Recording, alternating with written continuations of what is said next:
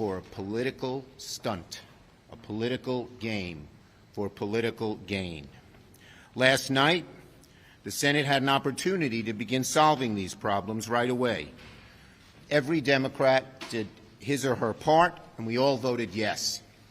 Republicans blocked legislation to avert a default and a shutdown. Plain and simple. There's no way to get around it. Republicans blocked legislation to avert a default and a shutdown.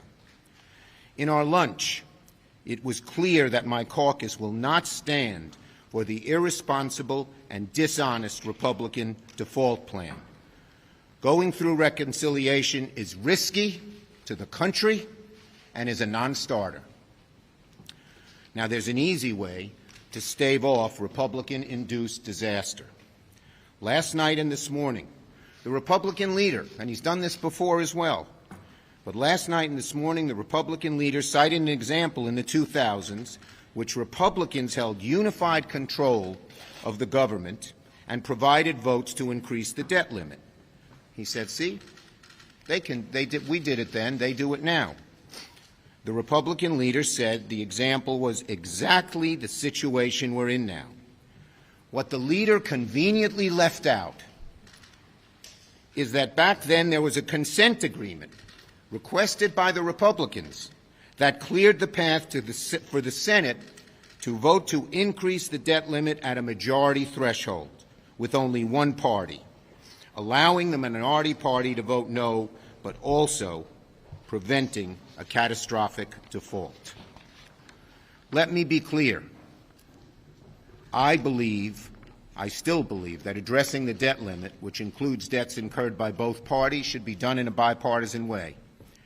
But let's see if Leader McConnell truly wants what he has been asking for, the Democrats to pass it with 50 votes. I am making a UC on the floor that will do just that, no more, no less. So the idea that we can't get Republican votes, so be it. All he has to do, all the Republicans have to do, is agree to our UC, and we can get it done with Republican votes, which is with Democratic votes only, which is just what they've been asking for months. Republicans said they want to get it done with only Democratic votes. Democrats are ready to do it. Let's have that vote today. It's exactly what Senate Republicans have been demanding. It's a straightforward proposition. If Republicans really want to see the debt ceiling raised without providing a single vote, I'm prepared to hold that vote. Leader McConnell today acknowledged addressing the debt limit is an urgent matter, but it's his party that's standing in the way of a quick resolution. This could get done today. If Republicans continue to stand in the way, they will force the country into default for the first time in history, and it will be the American people who pay the price. What we're offering is a reasonable solution. We're not asking Republicans to vote with us. They can all vote no. So let's have the vote, and let's get this done. Senator Durbin. Is this mine? No? Okay. You've heard the argument. Democrats control the White House. They control the House of Representatives and the Senate. Why don't they just do what they were elected to do and extend the debt ceiling? Well, if you have never been to Washington, D.C. or set foot in the Capitol, you might make that argument. But those of you who've been here 15 minutes, remember there's a word called filibuster. Filibuster. What's driving this whole debate is the requirement by the Republicans that we produce 60 votes for the debt ceiling. As Senator Schumer has said throughout history, we've relied on a majority vote, and that was considered to be fair and just. And what he's proposing again on the floor of the Senate is to return to that standard that's been used over and over again. So if Senator McConnell wants to change the rules and require the filibuster, then it is no longer the Democrats' responsibility for what happened. It is his design, his strategy that is resulting in this. And I will just tell you, whether the Republicans want to vote for this debt ceiling or not, the fact of the matter is this debt ceiling reflects the largest increase in the federal deficit in the history of the United States during the 4 years of Donald Trump, supported all the way by Senator McConnell and the Republican senators. They want to walk away from it and claim that they're fiscally conservative. We know better.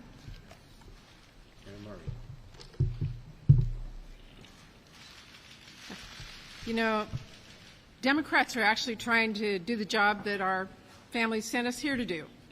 And we are giving Republicans one more chance to decide whether they want to join us or to keep prioritizing political games, even at the expense of our economy, even if it costs people jobs, even if it undermines the financial security of everyone in the country. Look, people send us here to fight for them. They want us to work to make things better. They want us to make health care and child care and a quality education easier to get. They want to make sure they can get a job with a fair paycheck and a safe workplace and a secure retirement. They want us to make sure that the roads and the bridges are safe and to make sure the trains and ferries run on time, to make sure they have a roof over their head. They want us to provide a fair path to citizenship for immigrants in the country, and they want us to support the Afghan families and refugees seeking a brighter future here. They want us to respond to crises like pandemics and hurricanes and economic disasters and climate change with bold action. That is not a political agenda. That's the job. That's the basics. That's the marching orders the Senate got loud and clear from families across the country in the last election. Now, no one expects everyone to agree all the time, but at the end of the day, people do expect us to try and make progress and get things done and not stand in the way. Between the work Democrats have been doing to pass the Build Back Better plan and the work we are doing to avoid a shutdown and a default and Republican-caused economic catastrophe, I think the record right now shows pretty clearly which party is here to fight for our economy, for our workers, for our families, and not just here to score political points. Which party is here trying to solve the problem, which is trying to cause the problems. Republicans have one more chance. We are going to have a unanimous consent request here shortly where they will have to decide whether they are truly unwilling to lift a finger to help families and avoid an economic disaster. I hope that's not the case, but if it is, Democrats are not going to give up. We're just going to keep working harder. Our nation cannot afford inaction. Thank you. Senator Stabenow. Good afternoon. Let me just stress one more time that last night the Republicans voted to shut down the government. They voted to default on our debt, which would raise costs for every American. And I should mention, this is a debt that already happened. It doesn't matter how much they go to the floor and talk about its Build Back Better budget or all the other things. This is for spending that we came together on for 18 months, going back on the pandemic, Democrats, Republicans voting together to be able to do what needed to be done, including the spending bill last December. And now it's time to pay the bill from that. And Mitch McConnell says, no, sorry, we're no longer in the majority, so we don't want to step up and pay for the bills that we already voted for. So the Republican no last night also meant other really important things, helping American communities and families hit by Hurricane Ida and other extreme weather events. And by voting for default, which they say they're going to continue to do, Republicans are voting for the stock market to plunge, wiping out savings that seniors are counting on to retire. They voted for that same thing when we look at seniors. They'll get a double whammy if their Social Security checks don't go out. Republicans voted by voting for default for small businesses to face higher interest rates and families to potentially see their dreams of a home or a new car become more expensive. I mean, that's just the reality of what they did. And they voted for paychecks to be delayed for members of our military who spent the past 20 years fighting for wars all over the world to keep us safe. So much for standing up for the troops. So the reality is this. We're standing here because we, as 50 Democrats, are willing to step up and be responsible. We're willing to be the grown-ups and get this done. We've just got to make sure that Mitch McConnell does not play politics on all of this and create a situation where, in fact, this default happens for Americans. So, Mitch, just step aside. Democrats will get this done. Okay, questions? Leader Schumer. Yeah, we'll go to you. Reconciliation, can you move forward without knowing a top-line number? How can you know where you're going when you don't know where you're trying to end up? Well, I think there's a real effort to come up with a top-line number. The President has met with Senator Sinema, and those negotiations continue. The President, I think, while we're here, is meeting with Senator Manchin, and we're trying to come to a top-line number.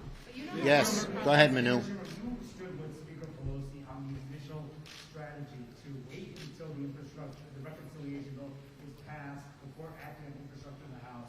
Now that she has reversed course, do you support her strategy? Look, the bottom line is I think we certainly in the Senate believe in a two-track process. I believe Speaker Pelosi believes in a two-track process as well.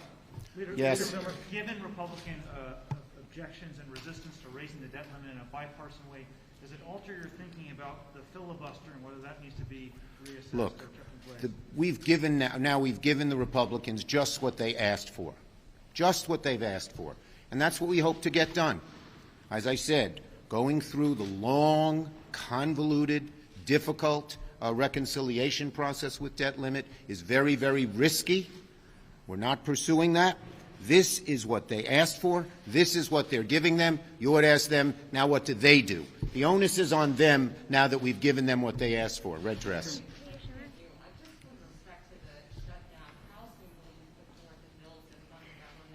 Very soon.